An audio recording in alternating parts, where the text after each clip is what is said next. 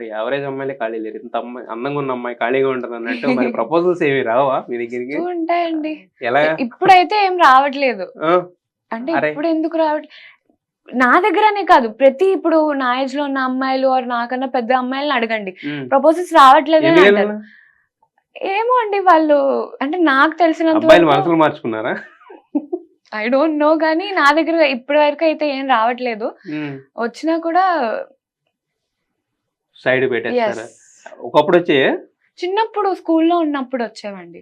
చిన్నప్పుడు వచ్చి పెద్దయ్యాక ఆగిపోయినాయా? అదే నేను అంటే రివర్స్ ట్రెండ్. మనకి పడదులే ఆల్రెడీ ఉండుంటారులే అనుకుని అయితే ప్రపోజ్ ఇప్పుడు చేయట్లేదు. తెలిసిపోయిందిగా ఎవరు లేరు. అనుకుంటున్నారు అలాగా. అదే అన్న ఎవరు లేరని ఇప్పుడు తెలిసిపోయింది కదా.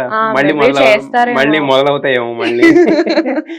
అంటే మనం దాన్ని సీరియస్ గా తీసుకోం కానీ బట్ అవి చూసినప్పుడు మనకు ఒక ఫీల్ వస్తుంది కదా. అంటే చిన్నప్పుడు ఇప్పుడు అంటే చిన్నప్పుడు వచ్చేవి కదా. ఇప్పుడు అనిపిస్తుంటది. నేను నా ఫ్రెండ్స్ మాట్లాడి ఏంటి అసలు ఎవరు ప్రపోజ్ చేయట్లేదు, ఎవరినైనా రిజెక్ట్ చేయాలనిపిస్తుంది అబ్బా.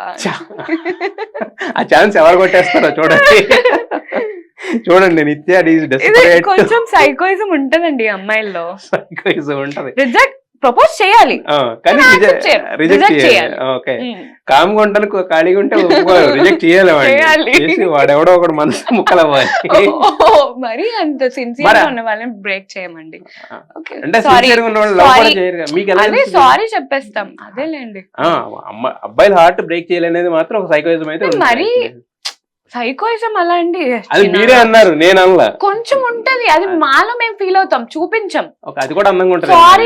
సారీ చెప్పేస్తాం అంతే. సారీ చెప్పేస్తారు. సారీ ఐ కాంట్ రా అంటారా? మరి మీ హార్ట్ బ్రేక్ చేసిన వాళ్ళు ఎవరైనా ఉన్నారా? అంటే రియల్ లైఫ్ లో కాదు. మనం అంత దాకా వెళ్ళలేదండి. మనమంతా సపోర్టర్స్, మ్యాచ్ ఫిక్సర్స్ అన్నమాట. మేము అందరినీ కలుపుతూ ఉంటాం. చేశారు ఎలాంటివి అయితే? అంటే చిన్నప్పుడు అంటే చిన్నప్పుడు కాలేజ్ ఏజ్ లో. ఇప్పుడు కూడా కాలేజీ కదా, టీనేజ్ కదా, కొంచెం మెచ్యూరిటీ వచ్చింది. సో అంటే నేను అనేది క్రష్ అంటే ఇప్పుడు అంటే మేము చూస్తూ మురిసిపోతూ ఉండే బ్యాచ్ వాళ్ళని చూసి మరి లవ్ చేసుకుంటున్నారన్నా అంతే.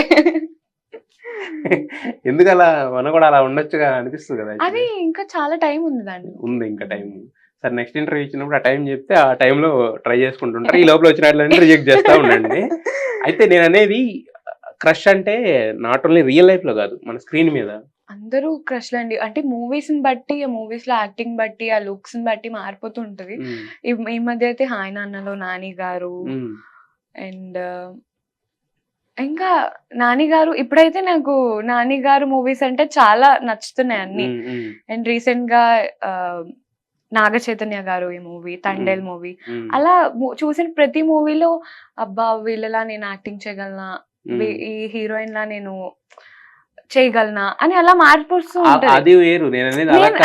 నాకు అలా అనిపించదు. అబ్బా ఏమున్నాడే అనే ఒక ఫీల్ ఉంటది కదా. ఆ ఫీల్ గురించి నేను అడుగుతున్నా. భలే ఉన్నాడే, ఇలా ఉండాలి అనే ఒకటి ఉంటది కదా ఫీల్. అందరు హీరోస్ నచ్చుతారండి నాకు, ఒక్కళ్ళని చెప్పలేను. అంటే మూవీస్ లో చాలా అందంగా కనిపిస్తుంటారు. అప్పుడు మూవీస్ చూసేటప్పుడే అనుకుంటాం అబ్బా భలే ఉన్నారు కదా, ఈ ఫ్రేమ్ లో చాలా బాగున్నాడు, ఈ ఫ్రేమ్ లో చాలా బాగున్నాడు. అప్పట్లో నాని ఇప్పట్లో నాని చెప్పింది అలాగా. మరి రియల్ లైఫ్ లో ఎవరైనా కలిసారా? యాక్టర్స్ కలిసినప్పుడు వాళ్ళు ఏమైనా షేర్ చేసుకునే మూమెంట్స్ అంటే ఏం చెప్తారు? రియల్ లైఫ్ లో చాలా కొంతమందినే కలిసాను. అశ్విన్ గారు అండ్ రానా గారు. చిన్నప్పుడు కేర్ ఆఫ్ కంచరపాలెం టైంలోనే రానా గారిని కలిసాను.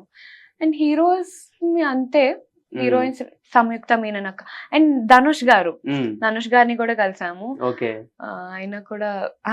ఆయన కూడా చాలా హ్యాండ్సమ్. మేము షూట్ లో సార్ మూవీ చేశాను కదా, అప్పుడు కూడా అనుకున్నాం మేము, మా గర్ల్స్ అంతా మాట్లాడుకున్నాం చాలా బాగుంటారు కదా అని. అండ్ సంయుక్త మీననక్క షీఈస్ రియలీ రియలీ స్వీట్, చాలా బాగా మాట్లాడతారు. మరి ధనుష్ గారిని పలకరించారా దగ్గరగా మాట్లాడినప్పుడు? అంత ఆపర్చునిటీ రాలేదు. సో వస్తుందిలేండి, ఇప్పుడే కదా స్టార్ట్ చేశారు.